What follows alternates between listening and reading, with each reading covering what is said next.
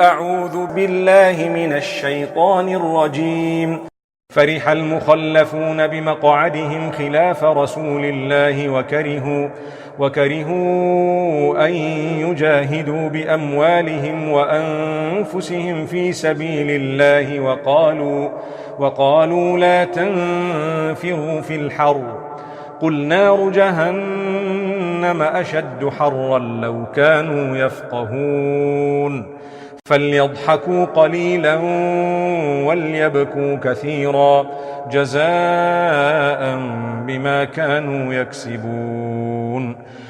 فإن رجعك الله إلى طائفة منهم فاستأذنوك للخروج